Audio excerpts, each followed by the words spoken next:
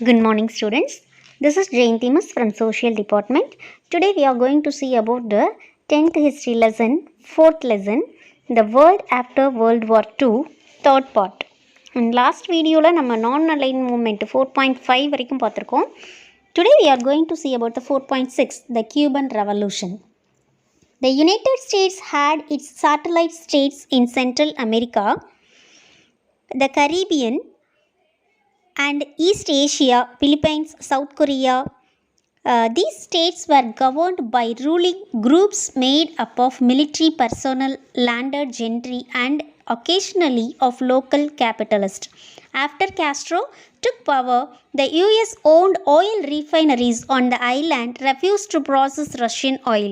Castro nationalized them. The US retaliated by ending the arrangements by which it bought the bulk of Cuba's sugar. Castro nationalized the US-owned sugar companies and ended the US monopolies in electricity and telephones. All these gravely threatened American economic interest. இன்றைக்கி நம்ம 4.6 நம்ம பார்க்க போகிறது என்ன அப்படின்னா Cuban revolution. Cuban revolution அப்படின்னா என்னென்னா கியூபாவின் புரட்சி. சரியா? அமெரிக்க ஐக்கிய நாடு மத்திய அமெரிக்காலையும் கரீபிய பகுதிகள்லையும் கிழக்கு ஆசியாலையும் அண்ட் தென் தனக்கு துணைக்கோள்களாக சுற்றி செயல்படும் நாடுகளை தன் வசம் வச்சிருந்துச்சு. இந்த நாடுகள் இராணுவ அதிகாரிகளாலும் பெரிய பெரிய நில சுவார்ந்தாளர்களாலும் சில சூழ்நிலைகளில் பெரிய முதலாளிகளாலும் ஆட்சி செய்யப்பட்டு வந்துச்சு. இந்த நாடுகள் அமெரிக்க ஐக்கிய நாட்டின் பொருளாதார உதவியை சார்ந்திருக்கும்படி செஞ்சது. காஸ்ட்ரோ பதவியேற்கிறாரு. காஸ்ட்ரோ பதவியேற்றதுக்கு அப்புறமா கியூபாவில் இருந்த அமெரிக்க ஐக்கிய நாட்டிற்கு சொந்தமான அந்த எண்ணெய் சுத்திகரிப்பு நிலையங்கள் எல்லாமே ரஷ்யாவிலேருந்து இறக்குமதி செய்யப்பட்ட எண்ணெய்களை சுத்திகரிக்க மறுத்துச்சு. ஸோ காஸ்ட்ரோ என்ன பண்ணார்னா எண்ணெய் ஆலைகளை தேசியமயமாக்கிறேன் அப்படின்னு சொல்லிட்டு தேசியமயமாக்கிறாரு. அதற்கு பதிலடியாக யூஎஸ்ஏ பார்த்திங்கன்னா அது வரைக்கும் கியூபாவிலேருந்து மொத்தமாக சக்கரை கொள்முதல் செஞ்சு வந்துட்டு இருந்ததை நிறுத்திக்கிச்சு. காஸ்ட்ரோ பார்த்திங்கன்னா நாட்டில் இருந்த அமெரிக்க ஐக்கிய நாட்டின் சர்க்கரை ஆலைகளை தேசியமயமாக்கியதன் மூலம் மின்சார விநியோகத்திலையும் தொலைபேசி வசதிகள் ஏற்படுத்துவதிலையும் அமெரிக்க ஐக்கிய நாட்டில் இருந்த ஏகபோக உரிமையை முடிவுக்கு கொண்டு வந்தார். இதனால் அமெரிக்க பொருளாதாரத்திற்கு ஒரு பெரிய அச்சுறுத்தல் ஏற்பட்டுச்சு அப்படிங்கிறது தான் இதில் கொடுத்துருக்கு. Next, Cuban missile crisis. In April 1961, while landing an army of Cuban exiles on the island of Bay of Pigs, the US bombed Cuban airfields with the objective of overthrowing Castro's regime. US warships surrounded Cuba. The Kennedy government has received intelligence that the USSR was secretly installing nuclear missiles in Cuba. Finally, the Soviet President Khrushchev agreed to withdraw the missiles and thus the missile crisis was diffused. Eventually, the two sides reached an agreement. The Soviet Union removed the missiles from Cuba on an understanding that the US would never invade Cuba again. Next நம்ம பார்க்க போகிறது Cuban missile crisis. கியூபாவோட ஏவுகணை சிக்கல் என்ன அப்படின்னு பார்க்க போகிறோம். கியூபாவிலேருந்து வெளியேற்றப்பட்டிருந்த மக்களை கொண்ட ஒரு படையை ஃபிக்ஸ் வளைகுடாவில் ஏப்ரல் 1961 இறக்கிய அதே டைமில் காஸ்ட்ரோவோட ஆட்சியை முடிவுக்கு கொண்டு வர நோக்கத்தோட அதன் விமான தளங்களை யுஎஸ்ஏ நாடுகள் என்ன பண்ணுச்சுன்னா குண்டு வீசி தாக்குச்சு. அமெரிக்காவின் போர்க்கப்பல்களை கியூபாவை சுற்றி வளர்த்துச்சு. சோவியத் நாடு கியூபாவின் அணுசக்தியோட இணைக்கப்பட்ட ஏவுகணைகளை ரகசியமாக நிறுவப்போவதா கென்னடி தலைமையிலான அமெரிக்க அரசிற்கு உளவுத்துறை தகவல் கொடுத்துச்சு. லாஸ்ட்டாக பார்த்திங்கன்னா சோவியத் நாட்டோட குடியரசுத் தலைவர் குருஷேவ் பார்த்திங்கன்னா ஏவுகணைகளை திரும்ப பெற உறுதியளித்ததால் பிரச்சனை முற்றுப்புள்ளிக்கு வந்துச்சு. மேற்கொண்டு ரெண்டு தரப்புலையும் ஒரு உடன்படிக்கையை ஏற்படுத்த முன்னாடி வந்தாங்க. அந்த உடன்படிக்கையின்படி அமெரிக்கா பார்த்திங்கன்னா கியூபா மீது எப்போவுமே போர் தொடுக்க மாட்டோம் அப்படிங்கிற ஒரு நிலைப்பாட்டை உறுதி செஞ்சதால் சோவியத் நாடு ஏவுகணைகளை கியூபாவிலிருந்து அகற்றுச்சு. மறைமுகமாக அமெரிக்க நாடு துருக்கியிலும் இத்தாலியிலும் நிறுத்தி வச்சிருந்த அணுசக்தி நிரப்பப்பட்ட ஏவுகணைகளை அப்புறப்படுத்த ஒப்புக்கொள்ள வேண்டியதாக போயிடுச்சு. நெக்ஸ்ட் நம்ம பார்க்க போகிறது 4.7, Arab-Israeli War. The Treaty of Versailles had provided for mandates in Turkish Arab Empire. France was given to mandate for Syria and Lebanon, and Britain for Iraq, Palestine and Jordan. The arrangement upset the Arabs since they had expected independence at the end of the World War I. Britain's promise to Zionist leaders that it would allocate one of the Arab lands, Palestine, to Jewish settlers from Europe further embittered the Arabs.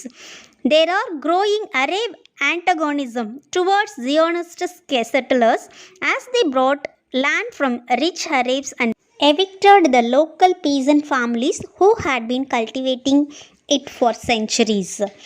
At the end of October 1945, the Jewish underground organizations like Irgun Zwi, Zion Leozni, and the Sturm Gang began to launch terror attacks on a large scale.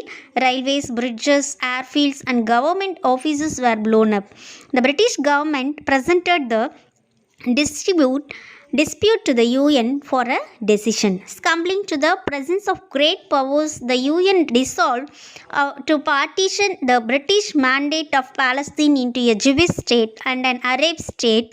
Clashes broke out almost immediately between Jews and Arabs in Palestine. 4.7ல Arab Israeli war பார்க்க போகிறோம். Arab Israel போர். இப்போ Versailles உடன்படிக்கையின் போது அதன் மூலமாக துருக்கிய அரேபிய பேரரசை உருவாக்க நிர்பந்திக்கப்பட்டுச்சு. பிரான்ஸ் நாடு சிரியாவையும் லெபனானையும் ஒருங்கிணைக்கவும், பிரிட்டன் நாடு ஈராக், பாலஸ்தீன், ஜோர்டான் இந்த நாடுகளை ஒருங்கிணைக்கவும் ஏற்பாடு செய்யப்பட்டிருந்துச்சு. முதலாம் உலக போருக்கு பின்னாடி சுதந்திரத்தை எதிர்பார்த்த அரேபியர்கள் இந்த ஏற்பாட்டால் ரொம்ப அதிர்ச்சி அடைஞ்சாங்க. இந்த சியோனிய இயக்க தலைவர்களுக்கு பிரிட்டன் நாடு பாலஸ்தீனத்தின் பகுதிகளை யூத குடியிருப்புகளுக்கு வழங்க ப்ராமிஸ் பண்ணுச்சு. யூதர்கள் பார்த்திங்கன்னா அரேபியரின் எந்த ஒரு கிளர்ச்சியையும் பிரிட்டனுடன் சேர்ந்து ஒடுக்க உறுதியளித்தாங்க. வசதியான அரேபிகிட்ட இருந்து நிலங்களை விலை பேசி வாங்கிக்கிட்ட யூதர்கள் அங்கே பல தலைமுறைகளாக வேளாண்மை செய்து வந்தவர்களை விரட்டியதால் அரேபியர்களோட வெறுப்புணர்ச்சியும் எதிர்ப்பும் ரொம்ப அதிகமாச்சு. இதுக்கிடையில் 1945 அக்டோபர் கடைசியில் பார்த்திங்கன்னா யூத திரைமறைவு அமைப்புகளான இர்கூன் ஸ்வாய், லூமி அப்படிங்கிற அமைப்பும் ஸ்டென்காங் அப்படிங்கிற அந்த அமைப்பும் தொடர்ச்சியாக பயங்கரவாத தாக்குதல்களை பெரிய அளவில் கொடுத்துட்டு இருந்துச்சு. இருப்பு பாதைகள், பாலங்கள், விமானத்தளங்கள், அரசு அலுவலகங்கள் இது எல்லாமே பார்த்திங்கன்னா வெடி வைத்து தகர்க்கப்பட்டுச்சு. பிரிட்டிஷ் அரசு பிரச்சனையை ஐநா சபைக்கு எடுத்து சென்று தீர்வு கேட்டுச்சு. ஐநா சபையும் அதற்கு உடன்பட்டு பிரிவினைக்கு சம்மதிச்சுது. பிரிட்டன் தன்னோட துருப்புகளை விலக்கிக்கொள்ள முடிவு செய்த போது அங்கே மீண்டும் ஒரு சண்டை உருவாச்சு. பிரிட்டிஷ் நாட்டோட யோசனையை வல்லரசுகள் ஆதரித்ததால் யூஎன்னும் அதற்கு உடன்பட்டு பாலஸ்தீனத்தை யூத நாடாகவும் அரேபிய நாடாகவும் இரு பிரிவுகளாக பிரிச்சுது. இதனால் யூதர்களுக்கும் அரேபியர்களுக்கும் பாலஸ்தீனத்தில் உடனடியாக ஒரு பிரச்சனை உருவாச்சு. The Israelis won control of the main road to Jerusalem and successfully repulsed repeated Arab attacks.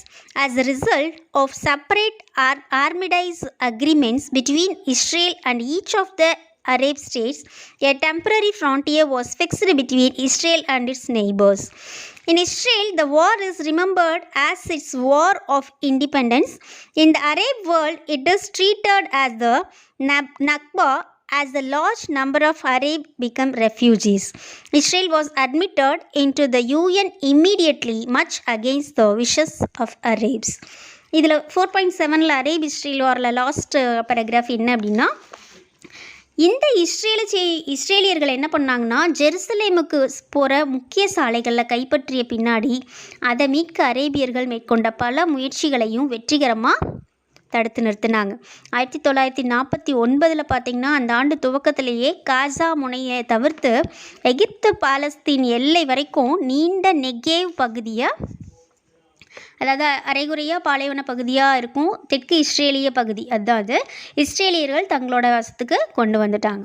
இஸ்ரேலுடன் Arab நாடுகளும் தனித்தனியாக 1947 பிப்ரவரி முதல் ஜூன் வரைக்கும் ஏற்படுத்தி கொண்ட அமைதி உடன்படிக்கையின் கீழே இஸ்ரேலுக்கும் அதன் பக்கத்து நாடுகளுக்கு இடையே தற்காலிகமான எல்லை நிர்ணயம் செய்யப்பட்டுச்சு. இஸ்ரேலை பொறுத்த வரைக்கும் இந்த காலகட்டத்தில் நிகழ்ந்த போர் எல்லாமே அதன் சுதந்திர வேட்கையின் வெளிப்பாடாக தான் சுதந்திர போராகவே நினைவுக்கு வச்சுக்கிச்சு. அரேபியர்களை பொறுத்த மட்டும் பலரும் இந்த போர்களால் அகதிகளாக இடம்பெயர வேண்டியிருந்ததால் இது நக்பா அப்படின்னா பேரழிவு அப்படின்னு அர்த்தம் என்று கருதப்பட்டுச்சு. அரேபியர்களின் எதிர்ப்பை மீறி இஸ்ரேலுக்கு உடனடியாக யூஎன் பார்த்திங்கன்னா உறுப்பினர் அந்தஸ்து வழங்கப்பட்டுச்சு. இதன் மூலம் அமெரிக்க ஐக்கிய நாடு போன்ற மேற்கத்திய சக்திகளுக்கு அவர்கள் வழங்கிய ஆயுதங்களுக்கும் நிதிக்கும் மாற்றாக விசுவாசத்தை வெளிப்படுத்தவே இஸ்ரேல் வலுவாக தட்டி கொடுக்கப்பட்டுச்சு அப்படின்றது உறுதியாச்சு. நெக்ஸ்ட் நம்ம பார்க்க போகிறது என்ன அப்படின்னா Suez canal crisis 1956. In Egypt, in a coup in 1952, Colonel Nasser became its president. In 1956, he nationalized the Suez Canal, which undermined British interest. With the failure of diplomacy, Britain and France decided to use force. Israel saw this as an opportunity to open the Gulf of Aqaba to Israeli shipping and put a stop to Egyptian border raids. On 29th October, Israeli forces invaded Egypt. Britain used this opportunity to demand that its troops be allowed to occupy the canal zone to protect the canal. Egypt refused, and on 31st October, Britain and France bombed Egyptian airfields and other installations as well as the Suez Canal area. However, under pressure of world opinion, Britain and France ended hostilities on 6th November. India, represented by Nehru, played a crucial role in resolving the crisis. Next நம்ம பார்க்க போகிறது என்ன அப்படின்னா Suez canal crisis 1956. Egyptian பகுதியில் 1952 நிகழ்ந்த ஒரு கிளர்ச்சியின் மூலமாக kernel Nassar குடியரசுத் தலைவராக ஆக்கப்படுறார். அவர் பார்த்திங்கன்னா 1956 சூயஸ் கால்வாயை தேசியமயமாக்குறாரு. இது பிரிட்டிஷாரோட நல்லெண்ணத்துக்கு விரோதமாக தெரிஞ்சிச்சு. ராஜதந்திர பிரயோகங்கள் பயனளிக்காத நிலையில் பிரிட்டனும் ஃப்ரான்ஸும் இணைஞ்சு இராணுவ பலத்தை பயன்படுத்த முடிவு பண்ணுச்சு. இந்த சூழ்நிலையில் தனக்கு ஒரு வாய்ப்பு இருப்பதாக கருதிய இஸ்ரேலு தனக்கு கப்பல் போக்குவரத்திற்கு வசதியாக அந்த அக்கபா வளைகுடாவை திறந்து விட்டதோடு மட்டும் இல்லாமல் அதன் மூலமாக எகிப்தின் எல்லை மீறிய செயல்களுக்கு ஒரு முற்றுப்புள்ளி வச்சுச்சு. இஸ்ரேலிய படைகள் அக்டோபர் 29 எகிப்து மீது படையெடுத்தது. இந்த வாய்ப்பை பயன்படுத்தி கொள்ள நினைத்த பிரிட்டன் தன்னோட படைகளை கால்வாயை காப்பாற்றும் வகையில் நிறுத்தி வைக்க அனுமதி கேட்டுச்சு.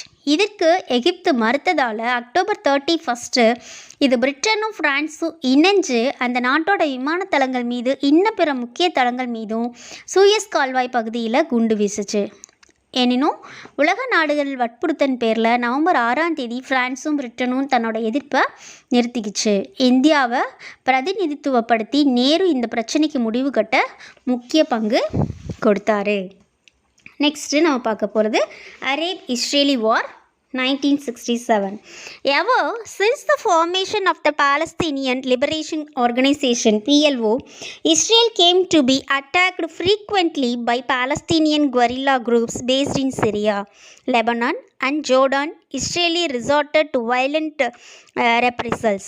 In November 1966, an Israeli strike on the village of Al-Sab in the Jordanian West Bank left 18 dead and 54 wounded.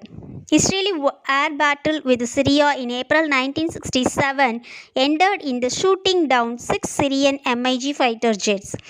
In his bid to demonstrate Egypt's support for Syria, Nasser mobilized Egyptian forces in the Sinai, seeking the removal of UN emergency forces stationed there on May 18. On May 22, he closed the Gulf of Aqaba to Israeli shipping. King Hussein of Jordan signed a mutual defense pact with Egypt.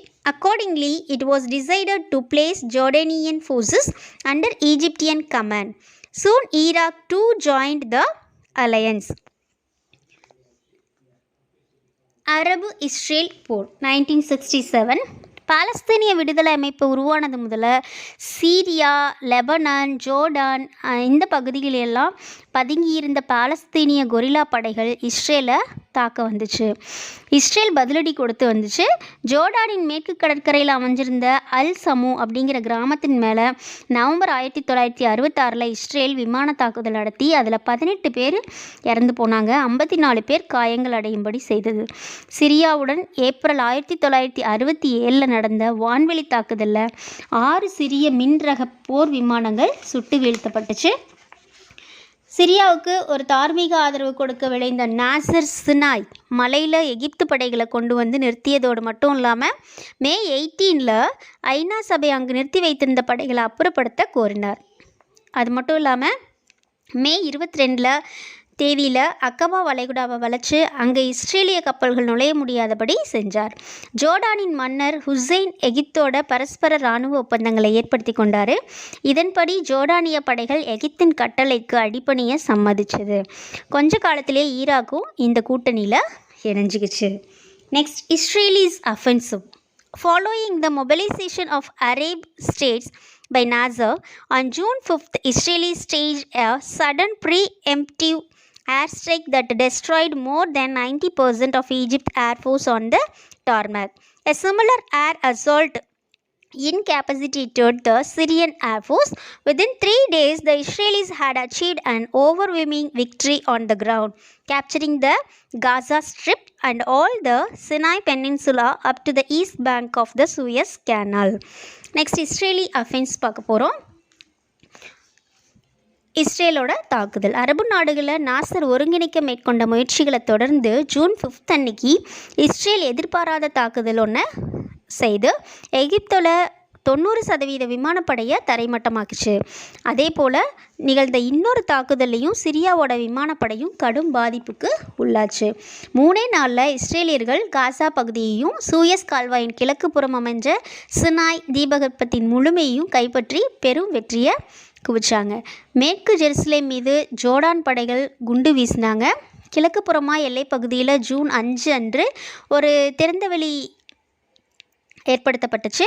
கிழக்கு Jerusalem பகுதியிலிருந்து மேற்கு கடற்கரை பகுதியிலிருந்தும் ஜோர்டானிய படைகள் June 7 அன்னைக்கு விரட்டி அடிக்கப்பட்டாங்க. Next, Arab-Israel War 1973. Egypt and Syria under President Anwar Sadat and Hassan al-Assad respectively concluded a secret agreement in January 1973 to bring their armies under one command. Sadat offered the Israelis a peace deal if they withdrawn from the Sinai. Israel rejected the offer. Egypt and Syria launched a sudden and surprise attack on the Yom Kippur religious holiday.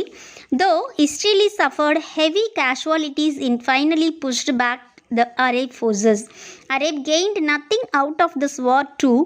By way of meditation, the unsucceeded in asserting its hegemony over the region and its oil. Next, Arab Israeli வாரில் நம்ம பார்க்க போகிறது அரபு Israel போர். தங்களோட படைகளை ஒரே கட்டுப்பாட்டுக்குள்ளே கொண்டு வர நோக்கத்தோட எகிப்தோட அதிபர் அன்வர் சாதத்தும் சிரியாவோட அதிபர் ஹபீஸ் அல் அசாத்தும் ஜான்வரி 1973 ஒரு ரகசிய ஒப்பந்தத்தை ஏற்படுத்திக்கிறாங்க. ஆசாத் கோலன் ஹைட்ஸை திரும்ப பெற முடிஞ்ச வேளையில் சாதத்தோட நாட்டின் ஆயுதங்களை காலாவதியான நிலையில் இருப்பதை உணர்ந்த சினாய் மலையை விட்டு இஸ்ரேல் விலகினா நாம் அமைதி உடன்படிக்கையை தயாராக இருப்பதா சொல்லிக்கலாம் அப்படின்னு டிக்ளேர் பண்ணுறாரு. இதுக்கு இஸ்ரேல் இணங்கலை. ஸோ எகிப்தும் சிரியாவும் யோம் கிப்பூர் சமய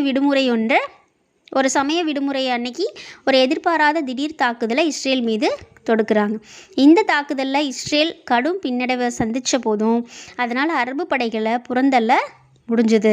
ஆனால் இந்த தடவை ஐநா தலையீடு இஸ்ரேல் 1967 ஆண்டு முந்தைய நிலைக்கு செல்ல வலியுறுத்துவதாக அமைஞ்சிச்சு.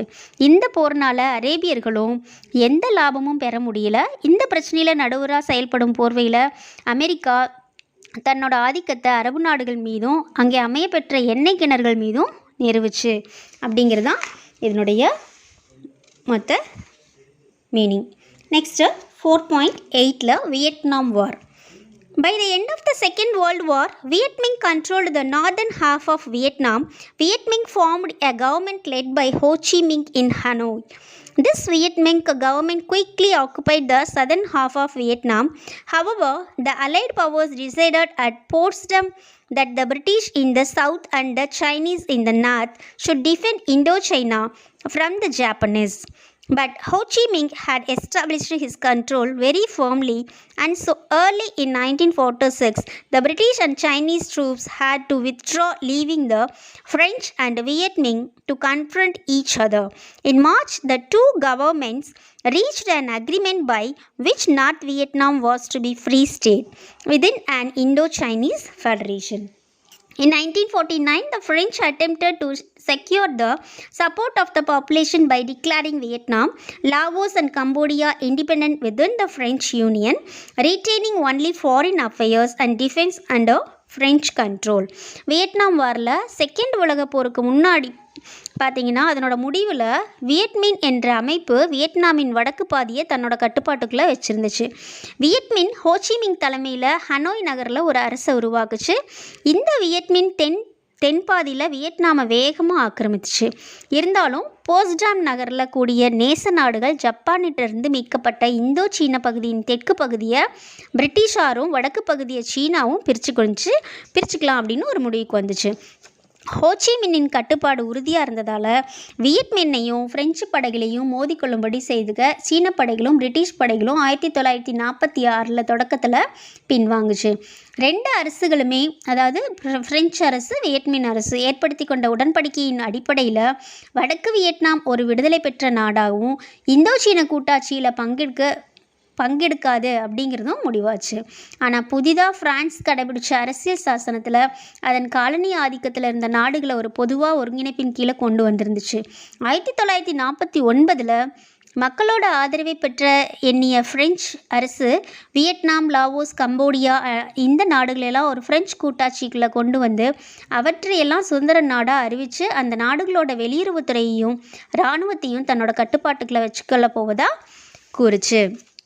Next, while the French were receiving considerable financial aid from America, the Viet Minh were helped by the new Chinese Communist government. The French troops were eventually defeated. The Geneva Conference that met on Korea and Indochina decided that Vietnam was to be an independent state but temporarily divided. The Viet Minh to control the north and Ba Doi to head the government the south. Cambodia and Laos were to be independent. அதாவது அமெரிக்காட்டிருந்து உதவித்தொகையை French வாங்கின போது வியட்மினுக்கு சீன பொது உடைமை அரசு உதவி செஞ்சது. லாஸ்ட்டாக பிரெஞ்சு படைகள் போரில் தோற்கடிக்கப்பட்டுச்சு. அதுக்கு பின்னாடி கொரியாவில் 1954 கூடிய ஜெனீவா மாநாட்டில் வியட்நாம் ஒரு சுதந்திர நாடாக இருந்தாலும் தற்காலிகமாக வியட்மின் வடக்கு வியட்நாமையும் பாவோடாய் தலைமையிலான அரசு தெற்கு வியட்நாமையும் ஆட்சி செய்வது அப்படின்னு முடிவுக்கு செய்யப்பட்டுச்சு. கம்போடியாவும் லாவோஸும் சுதந்திரம் பெற்ற நாடுகளாக மாறுச்சு. With a population of 16 million, North Vietnam became a communist state with Ho Chi Minh as president.